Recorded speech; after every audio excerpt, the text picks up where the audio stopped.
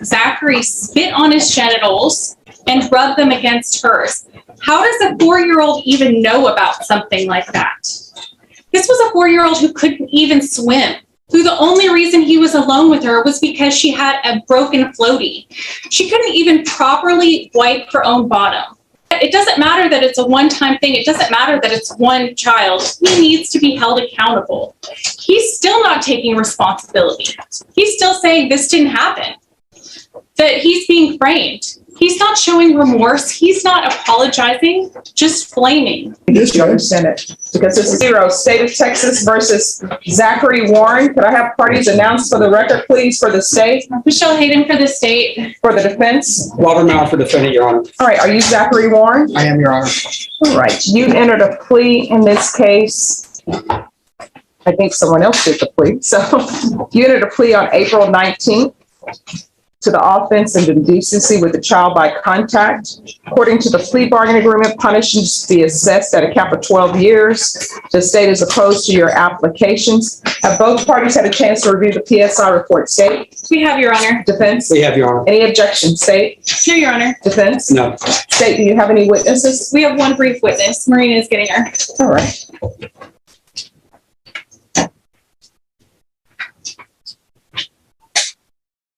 State calls Carissa Borles. All right, you could approach, please. All right, could you raise your right hand for me, please? Do you solemnly swear or affirm the testimony you give will be the truth and nothing but the truth, so help you God? Yes, ma'am. All right, if you could lower your hand, state your name and spell it for the record, please. Charissa Borles, Charissa. Excuse me, no children in the courtroom. Are those your witnesses? No, Your Honor. All right, who's bringing babies to the courtroom? There's something called COVID, and this courthouse is germy. No matter how we try to clean it, toddlers and infants most likely should not be brought to the courthouse. Sorry about that. It's okay. All right, state, you may proceed. Wait, can she? Okay, spell it first name again. Charissa, Charissa. Borles, Borlace. All right, state. Good morning, Charissa. Good morning. You understand that we're here for sentencing today. Yes. Can you tell the court who Allison Borles is to you? She is my stepdaughter. And who was Zachary Warren to you? He's my brother-in-law. And prior to the incident in June 2017 and the outcry in January 2018, were Allison and Zachary close? Yes. Can you describe the relationship? They got along great. I mean, she loved her uncle so much. And did you trust Zachary? And how did you find out that Zachary had molested Allison? She came to me and just started talking about it. She was scared to talk about it. It was the first of the year of 2018. Sorry, I'm a little troubled. And she just told me everything that happened. And how was Allison when she told you this? She was scared. She was worried that she would be in trouble. She didn't really understand that she didn't do anything wrong. And how old was she at the time? Whenever it happened, she was 4. And how was it for you and your family, your husband, finding out something like this had happened? It was a very scary situation. I mean, it's all family together, and that's your daughter that's in here telling you what had happened. It breaks your heart. How has this affected your family? Definitely made it difficult. I mean, think about family gatherings and everything. It's kind of split. It's hard for everyone to get together, and it's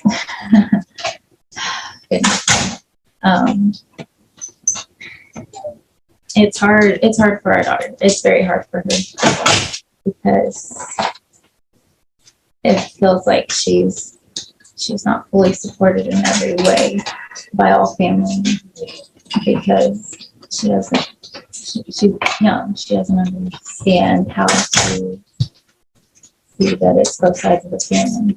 How has this affected her? Very badly. She has gone through many therapy sessions.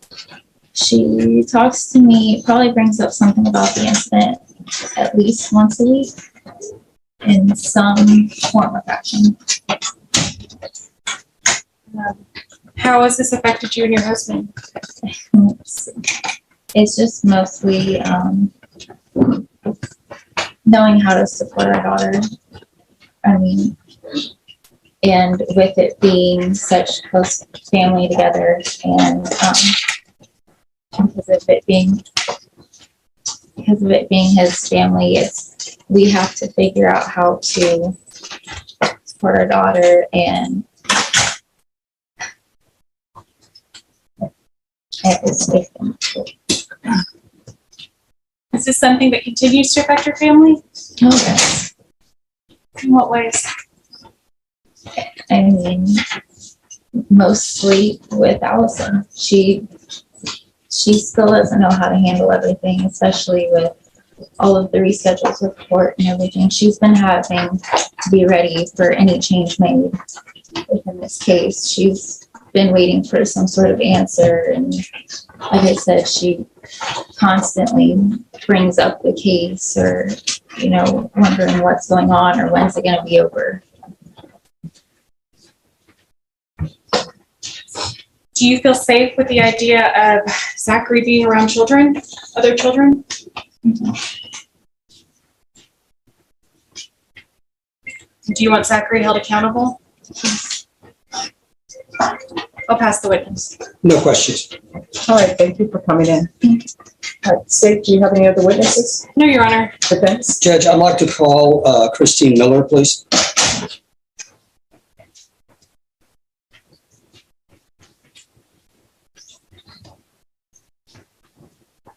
Would you raise your right hand for me, please? Do you solemnly swear or affirm the testimony you give will be the truth and nothing but the truth, so help you God? I do. All right, you can lower your hand if you can state your name for the record, please. Christine Miller, CHRISTINE, MILLE. Defense? Ms. Miller, can you tell the judge what kind of work you did? I'm a licensed professional counselor with the state of Texas, in Bernie, Texas. Okay, and tell the judge what kind of counseling services you ordinarily perform, or what you're licensed to perform. I use a couple of techniques for people to help them. Counseling is a way of confiding in someone, and the techniques that I use are cognitive behavioral therapy, which is change your mind, changes your body, and vice versa. I also use something called EMDR, which changes the mental pathways in your brain. And that helps people who have gone through a really hard time in the past, or with post-traumatic stress. And that helps them not experience those triggers, post-traumatic stress symptoms. And if it's highly effective, it's the #1 most researched method in counseling. So I've had a lot of success with that. I have been using it since 2012, where I've been trained. So let me try to break this down into just a couple questions. So how long have you been licensed as a counselor, you said? Since 2012, fully licensed, without being an intern since 2016. In that time, have you worked with other people who have come to you for counseling regarding sex offenses or family violence offenses? Family violence, yes, not specifically sex offenses. Okay, so can you tell the court how you met Zach, and then about the type of treatment and services you provided to Zach? He was referred to me by a previous client, and I have seen him 4 times recently, and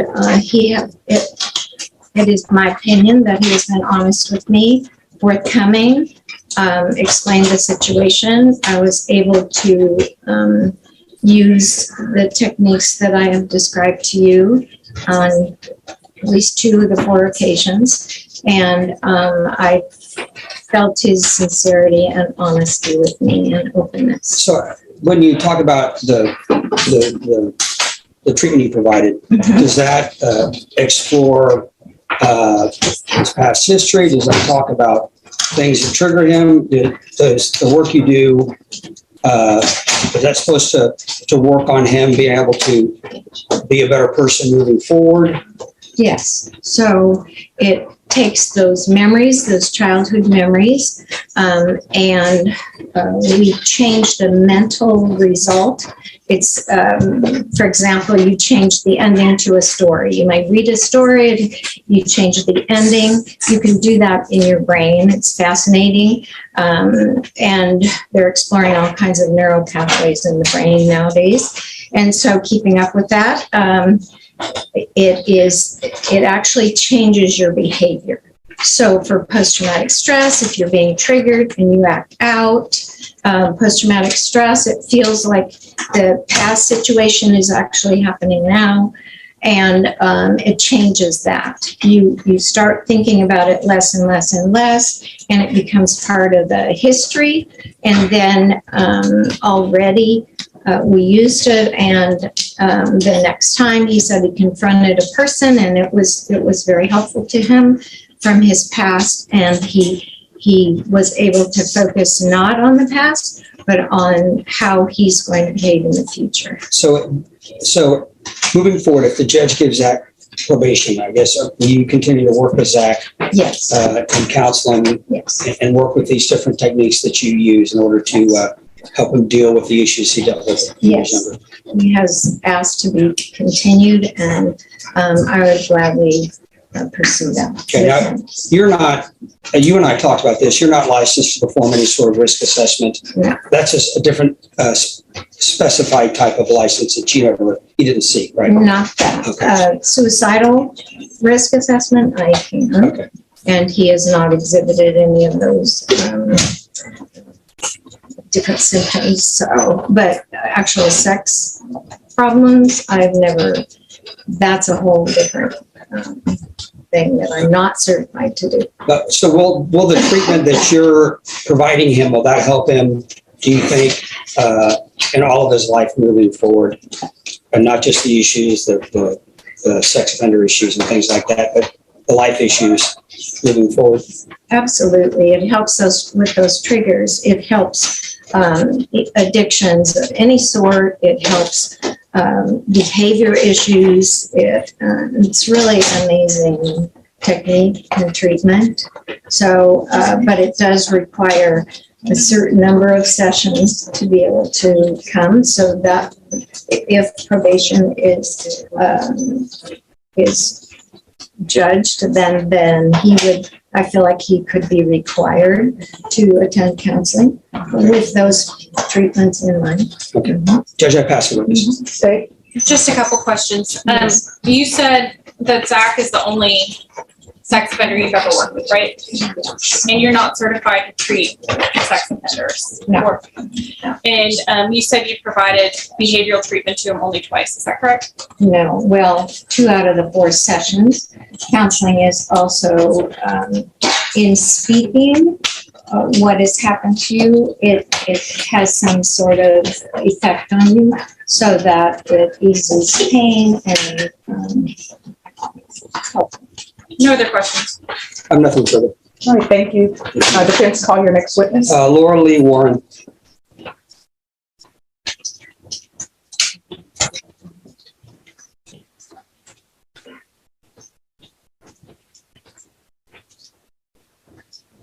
Can you raise your right hand for me, please? Do you solemnly swear or affirm the testimony you give will be the truth and nothing but the truth, so help you God? Yes, ma'am. Are you can lower your hand? I need you to speak up. Could you state your name and spell it for the record? Okay, my name is Laura Lee Warren, LARALEEWARREN. All right, defense. Ms. Warren, how are you related to Zach? Okay, you can just speak on it, okay, because she's got to take down the record. I'm his wife. And you understand we're here today because we're asking the judge to consider Zach's application for deferred adjudication, correct? Yes, sir. You know what he's charged with, correct? Yes, sir. And he entered a plea on that case and he's applying for deferred. And one of the issues that is always raised on cases like this is if somebody is granted probation or deferred, there are restrictions on a person's contact with children. Now, you and Zach have you have a 10-year-old, right? Yes, sir. Are you the primary custodian? Yes. And you understand that your duty as a parent is to look out for the best interest of your child, correct? Correct. And are you comfortable with asking the judge if Zach is granted deferred, with Zach being in your house with you and your child? Yes. Okay. And you understand CPS has no qualms about removing a child if they think a mother is not acting in the child's best interest. Okay. And how long have you and Zach been together? About on and off 5 years. I mean, I've known him for 5 years. So, And have you seen Zach exhibit any sort of behavior that would give you any concerns about Zach being around your child? And if the judge does grant Zach's application for deferred, are you willing to participate in a chaperone program? yes. And you and I talked about that, right? The requirement for Zach to be around your child if the court granted that. And are you asking the judge to give Zach a chance at deferred adjudication? Yes. Judge, I pass the witness. Right, state. Just a couple questions. You said you and Zach have been together about 5 years? Yeah, on and off. So you guys got together when your son was about 5 years old? Yes. Do you guys plan to have kids? No. No other questions? I have nothing further, Judge. All right, thank you for coming. Defense, your next witness. Shirley Jo Blair. Shirley Jo Blair.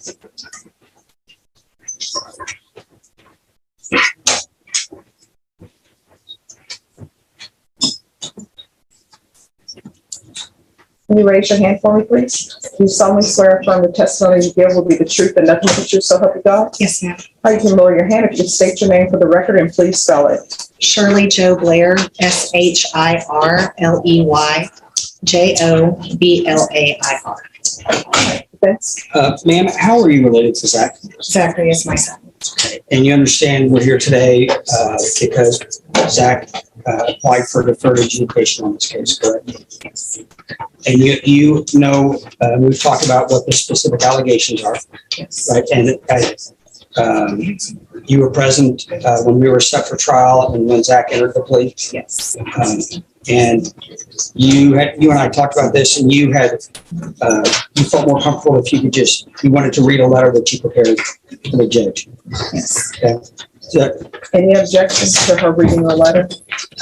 No objection. I mean, she's still subject to cross-examination. Yes, you may read your letter.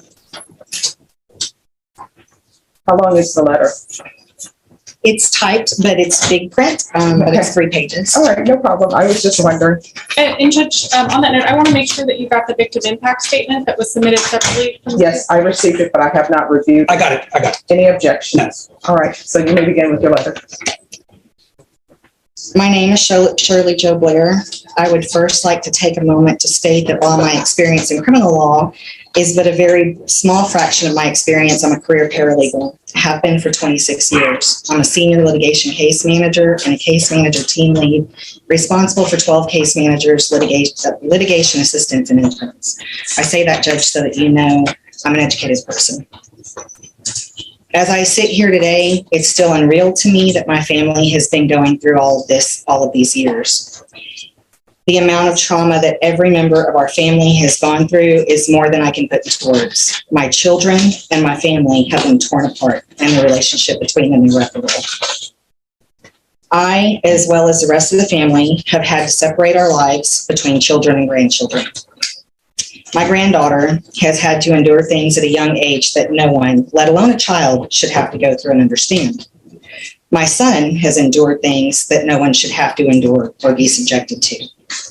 There are no winners here today, at least not for my family. It is impossible to sum up all of the things that I feel that should be heard here today, so please bear with me as I'm going to try to best highlight the things I feel most important to say. I was blessed with 3 sons, Zachary being my youngest, and I need to tell you a little bit about him, because as he sits here today in front of you, you see only the charges that have been brought against him. You see someone who has been painted as a monster and a menace to society. On the day of ultimate judgment, he'll stand before God, and God knows all of him. So it's unfair for someone who should be taxed with judging him with such a life-altering sentence should not know a little bit more about him. And that's what I've written this, so that you have more than what's in your court papers. Zachary was born premature. But by far, after Zachary came, he was the most outgoing, kind-hearted, considerate child, always has been. Always thought of others before himself. All of my boys are all of those things, but it's not about them. Zachary has always had such a deep-rooted sense of need to take care of everyone around him, make them laugh, feel welcome, and feel loved. The sheer number of times during Zachary's life that someone has told me that I raised such a polite, well-mannered, helpful, and considerate child has always given me such a sense of pride. It's also something that's always seemed to get me through the hard times. See, 2 of my 3 sons, Zachary and Trevor, were diagnosed at a young age, first with ADHD and then bipolar disorder. So not every day was a walk in the park. There were depressive and angry days where he felt no one loved him and life was unfair, and there were manic days where he was the happiest person on the planet. At his core, though, Zachary is and always has been that sweet, loving, funny, considerate person that even his oldest brother, Colton, father of my granddaughter, the absolute joy of my life, who is the focus of these charges, would have to say was true. Zachary is a product of a broken home. At the age of 5, Zachary's father abandoned us and left me with 3 young boys to figure out how to take care of alone. I was a sole provider most of their lives because their father, who is also bipolar, couldn't keep a job most of the time and was in and out of jail. He did show back up in their lives, but their relationships with their father were always strained due to the mental illnesses that they all fought. We moved fairly often during the boys' childhoods. While I tried to be the best mother I know how to be, I was young and raising them as a single mother, and I made choices that I did not realize were bad at the time. Choices that made life harder on my children. Choices that led my children to go through things I was unaware of until their adulthoods. I knew my children had not had the easiest of childhoods, but they sheltered me from many things that I should have protected them from. Here again, we see the kindness and consideration all of my boys possess.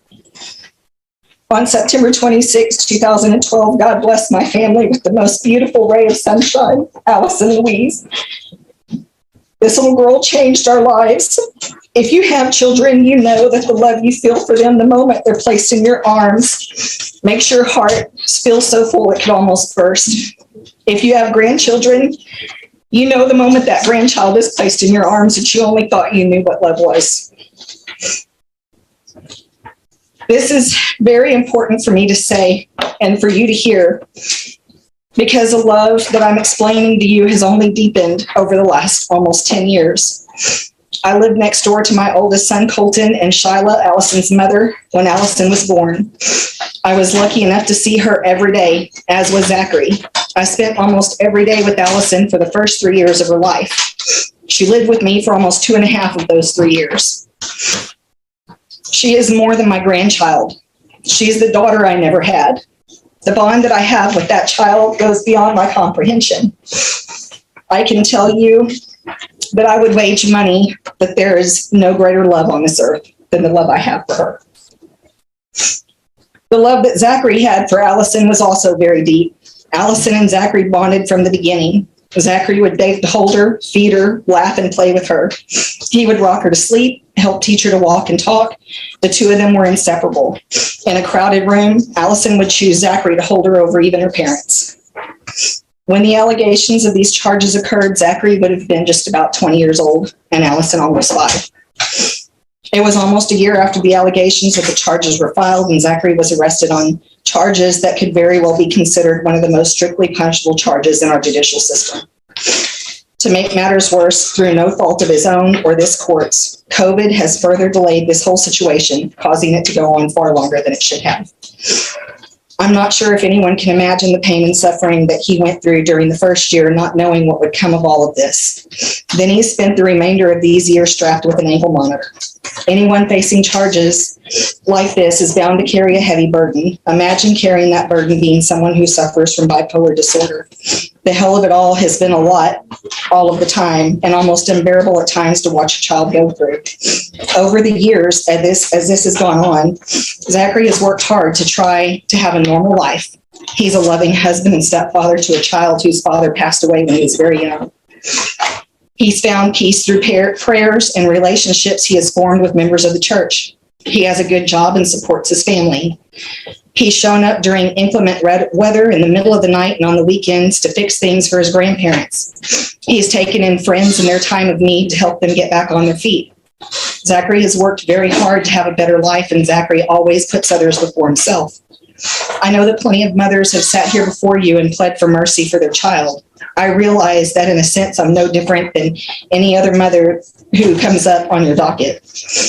What I hope is that a glimpse into Zachary's life I've provided has successfully conveyed that Zachary is not just the charges before you. He's a young man who has suffered in life, a young man who has worked to better his life, the life of his little family, and a young man who is caring and compassionate, and not just a common criminal you may be accustomed to seeing in your courtroom every day.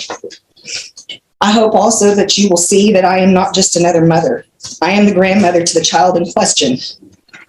The grandmother who is very much still a part of this little girl's life and who wants nothing more than to erase the last 5 years from ever having been experienced, for her sake and for Zachary's.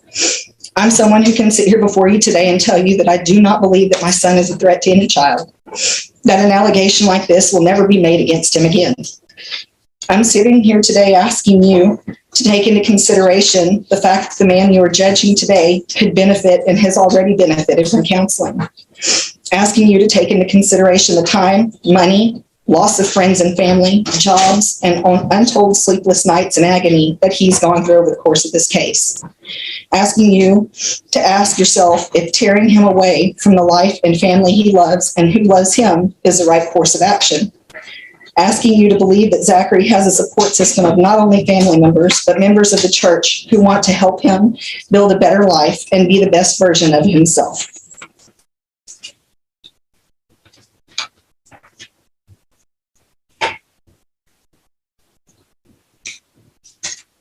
I ask for grace, Judge, grace, something we could all use more of. No questions, just argument. All right. So I want you to I want you to let you know something about the 187 District Court. I don't see anybody in here as a common criminal or criminal. Everybody who comes before me, I see them as individuals. You understand? All right, thank you for coming in and letting me know about your son. All right, the court will hear argument. Brief argument, state. Okay. This case is not about Zachary Warren. This case is about Allison Borlas, who was a 4-year-old child at the time, and what Zachary did to her, how he betrayed her, how he violated her, how he destroyed this family because of his actions and no one else's. This was a 4-year-old who couldn't even swim, who the only reason he was alone with her was because she had a broken floaty. She couldn't even properly wipe her own bottom. And as the court is aware, she says Zachary spit on his genitals and rubbed them against hers. How does a 4-year-old even know about something like that? Now, we've heard from testimony, Zachary still has access to children. That terrifies me. That should terrify this court. Some actions are just so heinous that it doesn't matter that it's a one-time thing. It doesn't matter that it's one child. He needs to be held accountable. He's still not taking responsibility. He's still saying this didn't happen, that he's being framed. He's not showing remorse. He's not apologizing, just blaming. We're asking you, based on the facts of this case, based on what Alice and her family have been through, based on what he's done to this entire family, that you send him to prison for the full 12 years and that you hit the cap. All right, defense. Judge, it's the courts where people take no contest pleas every day. People accept plea bargains every day. Even in situation, and the court remembers when you were a defense lawyer, in situations where defendants maintain their innocence, but accept a plea bargain knowing the ramifications of a trial, particularly on a case like this, with the range of punishment. Obviously, when we came up for trial, finally, after we made it out the other side of COVID, the state understood the nature of their case just like I did, which is how we arrived at the plea bargain. So at the time the plea bargain was accepted, Zach and I and his mother and the lawyer that she works for was here as well. And they sat down. I talked to them about the plea bargain and what the options were. And this was the decision that was made. And so I tell people I'm not going to put you on the stand to have you lie or make you say something that's untrue. Zach still stands by his plea. And wants the court to honor the plea bargain. I know some courts would probably consider, busting the deal and telling people to go to trial. Zach stands by his plea and is willing to accept the consequences. What we do ask, I don't think I've heard a more eloquent argument in my time of practice than I heard from Zach's mom.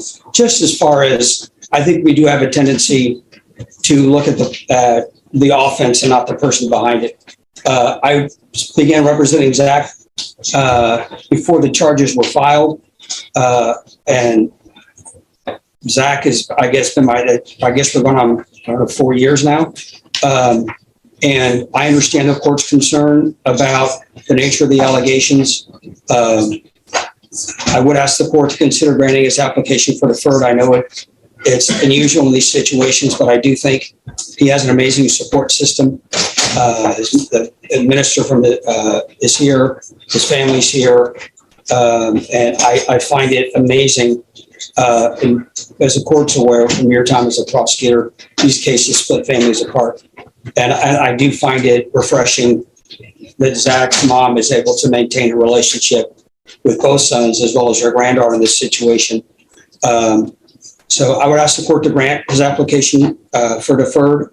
If the court does not feel that's appropriate, I would ask the court to take into consideration all the factors, the 4 years of house arrest and everything else. And I would ask the court to assess at the low end of the range of punishment. Right. All right, Mr. Warren, I want to let you know that I've listened to the witness from the state and also your witnesses. And I always internalize what I hear. And I always read the PSI report with a fine-tooth comb. And I've read what you entered without objection from the defense, the impact statement. After reviewing everything, the court will find you guilty. The court is going to order Chapter 62 compliance. There's to be no contact with the complainant, no contact with minors. There's a $1,500 fine, time and money to run concurrent, and the court will sentence you to 12 years in the prison. Showing you what's entitled trial court certification of defendant's rights to appeal. Did you review that document with your attorney? Did you understand it? Because this is a plea bargain agreement, because I followed your plea bargain agreement, because you waive your right to appeal, you do not have the court's permission to appeal. Because this is a felony conviction, you're not allowed to own or possess any weapons or ammunition. Do you understand? Yes, ma'am. All right, good luck to you. Any excuse? Yes. A Texas judge sentenced Zachary Warren to 12 years in prison for indecency with a child by contact. The victim was his 4-year-old niece. Warren had entered a plea agreement with a 12-year cap, but his defense asked for deferred adjudication, probation, instead. The victim's mother testified the child still struggles emotionally and mentions the incident weekly. Warren's own mother, who is also the victim's grandmother, asked the judge for grace. A counselor admitted she is not certified to treat sex offenders. The judge rejected probation, found Warren guilty, and imposed the full 12-year sentence. Warren must register as a sex offender, pay a $1,500 fine, and have no contact with the victim. Because this was a plea bargain, the judge said Warren cannot appeal the conviction.